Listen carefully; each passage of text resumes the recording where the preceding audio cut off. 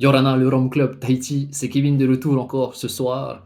Comme je vous avais annoncé après ma dégustation de Drink That Poorman Finish Porto, j'allais passer à la dégustation du Drink That Poorman en finition bourbon. Finish Bourbon, comme c'est écrit ici. Je ne sais pas si vous allez réussir à voir, hein. Voilà. Drink That Poorman Finish Bourbon. Alors pour rappel, ben, c'est la même cuvée de Drink That Poorman. Il a passé 7 mois dans le fût de 5 litres ex-Rome, pendant 7 mois, voilà. Et puis il a terminé son séjour dans un autre fût de 5 litres, non, de 1 litre, pardon, durant 2 mois aussi, pour sa finition en Bourbon. Ce qui fait qu'il a un total de 9 mois d'âge. Donc on va passer à la dégustation tout de suite. Écoutez ce bruit. On adore.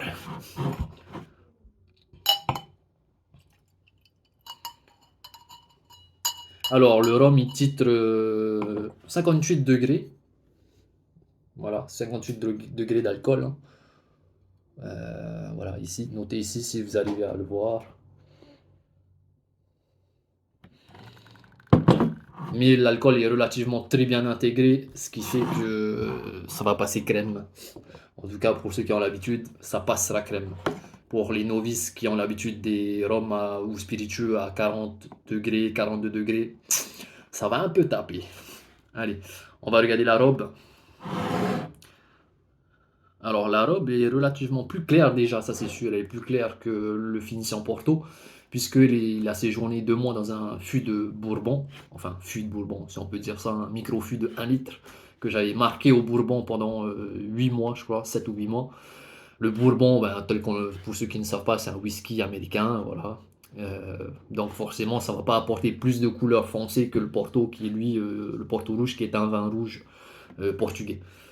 Alors la robe, les larmes sont grasses aussi, hein. Je trouve même plus grasse que celui du finissant au Porto, enfin que le Drink That Finish Porto. Elles sont plus grasses, ouais. Elles coulent très très lentement. J'espère que vous arrivez à les voir, ces fameuses larmes. Donc normalement on les voit ici, là. Là. Voilà. La robe, or, allez, ombrée, on va dire plutôt ombrée dans ce cas-là, avec des reflets cuivrés. Voilà. Sans plus, hein, au niveau de la robe, on s'en fiche un peu. Ce qui intéresse, c'est plutôt le nez et la bouche. Alors, on sent déjà que le degré d'alcool est plus élevé que le finish Porto, pardon, qui lui titre 50 degrés. L'alcool, lui, à 58, on sent quand même une différence au niveau du nez, c'est un peu plus vif, sans pour autant que ça brûle les narines, quoi, hein. Évidemment, bah, c'est un verre qui est superbement adapté, ce qui fait que j'ai pas ces brûlures d'alcool au nez. Mais par derrière, j'ai quand même effectué un beau travail, enfin un bon travail d'aération du rhum, hein, durant tout le long du vieillissement. Ce qui fait que l'alcool, voilà, n'est pas du tout dérangeant, tant au nez qu'en bouche. Alors, tout de suite, on est sur la pomme qui est apportée par le bourbon. Bizarrement, je n'avais pas la pomme au début. Là, avec le fait de l'avoir déjà un peu ouvert, il s'est légèrement oxygéné. Il y a des notes de pomme, un peu comme une pomme, on dirait plutôt rouge pour le coup, mais non, pas une pomme verte. Si, on est entre les deux finalement, pomme verte et pomme rouge. On a la note, je vais dire les notes de Bourbon. Pour ceux qui ne connaissent pas le Bourbon, hein, de manière générale, contrairement au whisky tel qu'on le connaît, le whisky irlandais, le whisky écossais, les whisky tourbés, ça n'a rien à voir. Le Bourbon, on va être sur des notes de vanille, sur des notes de cake à la banane, sur des notes de pommes cuites, caramélisées, des notes de cannelle, voire de muscade. De manière générale, ça va être ça, sans plus. Le Bourbon, c'est un truc assez classique, mais qui peut être super bon, hein. Et pour le vieillissement des whiskies écossais et irlandais, ils utilisent principalement des fûts de Bourbon, qui en continu du Bourbon, hein, voilà, ou des fûts de sherry. Sherry qui est un vin rouge. Ils utilisent les deux fûts, voilà. pour sortir des expressions full bourbon, full sherry ou un assemblage des deux. Et là, pour le coup, alors, on sent les notes de bourbon, un boisé plus prononcé que le finish Porto, mais pas du tout dérangeant. Hmm, on a des fruits tropicaux cuits, voilà, cuits, des fruits tropicaux cuits, tropicaux exotiques, hein, type, là pour le moment, je saurais pas vraiment vous dire, si peut-être une... attendez. Alors, bon, c'est un nez un peu plus complexe que le finish Porto. On est entre l'ananas et la banane jaune. Ouais, parce qu'on peut dire aussi qu'il y a une banane verte hein, sur certains rhums jamaïcains. Là, on est plus une banane jaune, mais pas non plus mûre, voire pourrie, parce que c'est un peu la spécificité des rhums jamaïcains. On est sur les fruits mûrs pourris tropicaux. Hein, donc, ça va être l'ananas pourri, la banane pourrie. Là, pour le coup, on est sur un ananas jeune, jaune. Hein. Bon, il est mûr, mais pas non plus très très mûr au point d'être pourri et un mix avec la banane jaune, mais qui est relativement encore jeune, sans être trop mûr. Voilà. C'est un peu confit, c'est cuit, un peu comme une confiture, avec du sucre caramélisé. Voilà, c'est un peu saupoudré de sucre roux qui commence à cuire, qui commence à être caramélisé, ce sucre, vous voyez. Et puis ce sucre qui se mélange justement à ces fruits tropicaux et qui commence à cuire et à se caraméliser, on a un peu, j'ai ces notes, en tout cas au niveau du nez. On a des épices douces, on a douces. Si je dis douce, on serait plus sur du poivre blanc, un peu de muscade, parce que si c'était des épices fortes, je dirais pimenté plus, poivré noir, poivre noir, euh, cannelle et clou de girofle, mais là non, on est plus sur muscade. Enfin, quoique, on a quand même une. Alors, muscade, poivre blanc, mais on a en arrière-plan ici une sensation de clou de girofle quand même. Je me rappelle parce que j'ai des clous de girofle dans la cuisine, donc je connais un peu. Je sais de quoi je parle pour le coup. On a des notes de fruits rouges aussi. On n'est pas non plus sur les fruits rouges très prononcés du finish Porto, c'est normal. Mais on est sur des fruits rouges subtils comme la fraise. Alors la fraise déjà c'est hyper subtil, hein, une fraise. Maintenant on n'est pas sur la fraise, les fraises américaines hein, qui n'ont aucun goût, aucune saveur, hein, telles qu'on les a ici importées en Polynésie française, à Tahiti.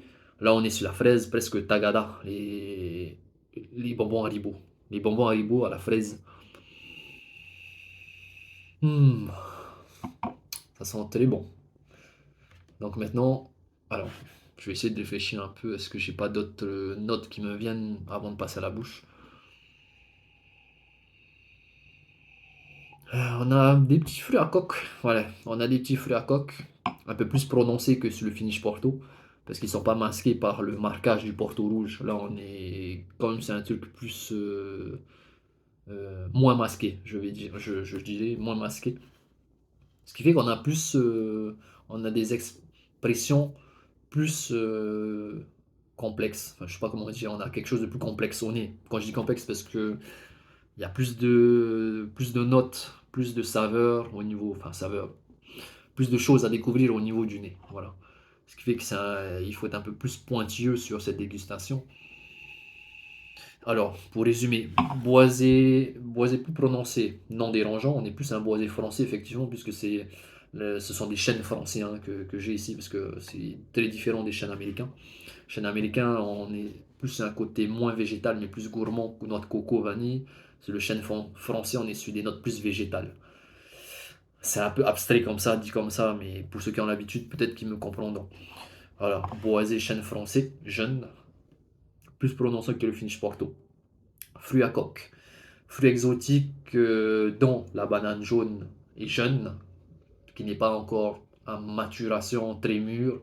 Ananas jaune et jeune aussi, qui n'est pas non plus au point d'être hyper mûr, voire pourri. Ce qui fait que c'est un mix de jamaïcains qui ne part pas non plus dans les esters très élevés. Quoi. Ces fruits tropicaux et ces fruits à coque sont saupoudrés de sucre roux qui commence à être caramélisé. Et donc après, il y a un mélange de tout ça. On a une belle confiture de fruits tropicaux caramélisés avec des fruits à coque. Et ensuite, on a une petite note de fruits rouges telles que la fraise tagada. Ensuite, pour finir, on a les épices douces, poivre noir, muscade et un fond de clou de girofle. Voilà. Donc maintenant, on va passer à la bouche.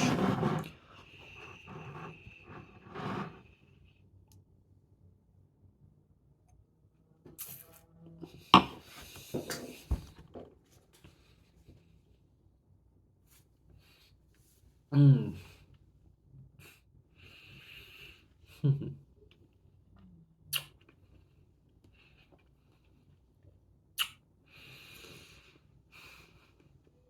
Mmh.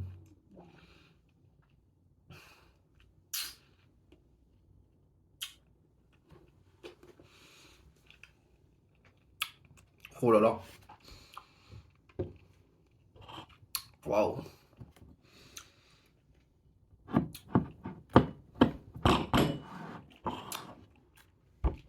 Waouh. La bouche de malade. Bon, j'en ai un peu trop mis d'un coup. Mais c'était vraiment pour concentrer en fait le palais parce que d'habitude je sirote vraiment une petite quantité, non pas une aussi grosse quantité comme je viens de le faire, pour ne pas non plus agresser le palais. Mais là c'est pour une dégustation, il faut que je concentre en fait tous les arômes parce que le fait de juste siroter une petite quantité, ça ne suffit pas pour pouvoir euh, remplir tout le palais et ressentir tous les arômes en bouche finalement. Donc on est un peu limité, ce qui fait qu'il faut quand même envoyer une certaine quantité en bouche pour tapisser tout le palais et vraiment essayer de détecter au mieux tous les arômes que le rhum peut nous donner. Waouh! Alors, entrée en bouche très chaude, plus concentrée encore que le finish Porto sur les fruits tropicaux pour le coup. Donc là, on a vraiment une belle expression de ce rhum jamaïcain et pur jus de canne de Manutea. Même si, bon, là, on peut, à l'aveugle, on ne pourrait pas dire que c'est du Manutea parce que le rhum jamaïcain, il vient complètement masquer et prendre le dessus. Mais pour moi, c'est pas un problème parce que c'était l'objectif que je voulais finalement. Que le jamaïcain vienne quand même montrer que c'est lui le boss dans cette cuvée-là. Voilà. Et bien qu'il y ait 47% de Manutea et 36% de jamaïcain, c'est vraiment le Jamaïcain qui prend le dessus, mais on a le côté sec du rhum pur jus de canne de Manutea que le rhum jamaïcain, puisque c'est un rhum de mélasse, n'aurait peut-être pas pu apporter ce côté plus sec et vif en bouche. Chose réussite pour ma cuvée finalement, parce que là, waouh, entrée en bouche vive, hyper chaude. On a un boisé, wow, pour un rhum jeune comme ça, c'est un truc de malade. Super excellent. Bien concentré. Fruits exotiques qui sont là. Maintenant, ouais, plus l'ananas qui s'exprime que la banane. Là, on a plus un ananas. Après, c'est un ananas cuit, légèrement masqué en fait par les notes de bourbon et les épices. Là, je suis sur. Autant au nez, c'était des épices douces, mais là, ça. Waouh, la longueur en bouche, là, ces épices, c'est pimenté. Maintenant, c'est pas le goût d'un piment hein, que vous croquez comme ça, c'est le piquant. J'aime bien dire ça, le piquant d'un piment. Essayez de réfléchir un peu, ça pique. Vous savez, ça. Alors, en fait, ça chauffe pas la bouche au niveau du palais, les lèvres et tout, c'est sur la langue. Vraiment, vraiment sur la langue que ça reste ce côté pimenté, enfin piquant du piment. Ce sont des petits piments, tu vois, vraiment légers.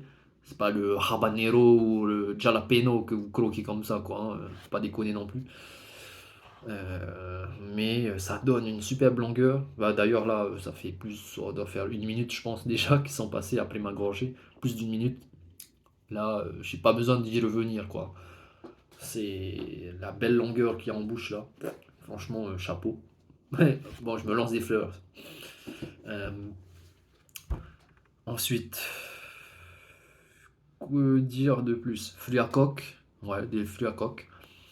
Euh, sur la finale, là, orange sanguine. Enfin, sur un agrume, déjà, on est sur un agrume.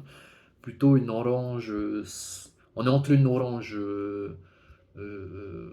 telle qu'on la connaît, orange qui est orange, et une orange sanguine. Je n'ai pas la fraise tagada, par contre. C'est pas un problème en soi, hein. C'est ce qui fait que on a un décalage un peu entre le nez et la bouche. Et quand il y a un décalage comme ça entre les deux, c'est que c'est un rhum qui est encore plus complexe finalement. Parce que, ok, bon, si c'est honnête entre le nez et la bouche, que ça correspond, c'est un très bon spiritueux, c'est bien fait et tout. Ça confirme finalement la bouche, elle va confirmer le nez. Et là, on a un décalage, et c'est ce qui fait que c'est encore plus intéressant, parce qu'on ne s'attend pas à avoir ça en bouche, comme le fait de ne pas avoir la fraise tagada, mais d'avoir le piment, mais que je n'ai pas eu au nez, le piment. Voilà. Super, super homme. Alors, deuxième bouche, hein, on va voir s'il y a d'autres choses qui viennent. Alors, non, plutôt le nez. Ouais, chocolat, chocolat au lait.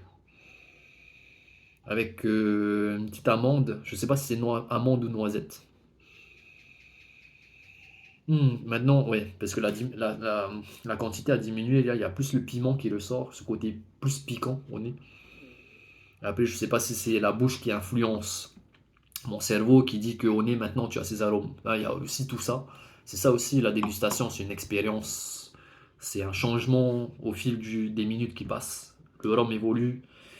Après la gorgée, le cerveau, ben, il va être influencé par la bouche, ce qui fait que quand on va le ressentir, le rhum, évidemment, ça va changer. Ben là, j'ai encore plus le fruit rouge qui s'exprime, là, avec ce boisé-là, l'amande et le chocolat au lait. Ouais, c'est pas un chocolat noir, hein, c'est un chocolat au lait. Mmh. Mhm. Mmh. Mhm. Fruit à coque, pomme, pomme, pomme et fruits rouges, comme une cerise et un noyau, sans noyau. Waouh, quelle bouche! Je pense qu'il y aura des jaloux en voyant cette vidéo s'ils ont le courage de tout la visionner, hein. Voilà, j'ai plus rien d'autre à dire. Ben, le prochain rhum, ça va être le Drink That Poor Man, tout court, l'origine. Vous avez le bonhomme noir avec un fond jaune-bleu bleuté. Et lui, il est encore meilleur, normalement. C'est mon préféré. Bien que celui-là, là, ce soir, je le kiffe carrément. Parce qu'il a évolué légèrement entre temps. Ça fait 2 semaines, non, 1 semaine et demie que j'avais bu un verre déjà. Et rien que ça, franchement, ça l'a. Waouh! Le fait qu'il y ait eu un peu plus d'oxygène dans la bouteille, l'a fait évoluer dans le bon sens. Comme quoi, hein, l'oxydation, ça peut amener un bon côté comme un mauvais côté. Voilà, c'était tout pour moi, les guys, les pirates et les piratesses. Ben, à la prochaine pour une autre dégustation du Drink That Poor Man, l'origine. Et puis là, l'autre vidéo, ça sera Drink That Dear Angel. Voilà. Ciao, peace!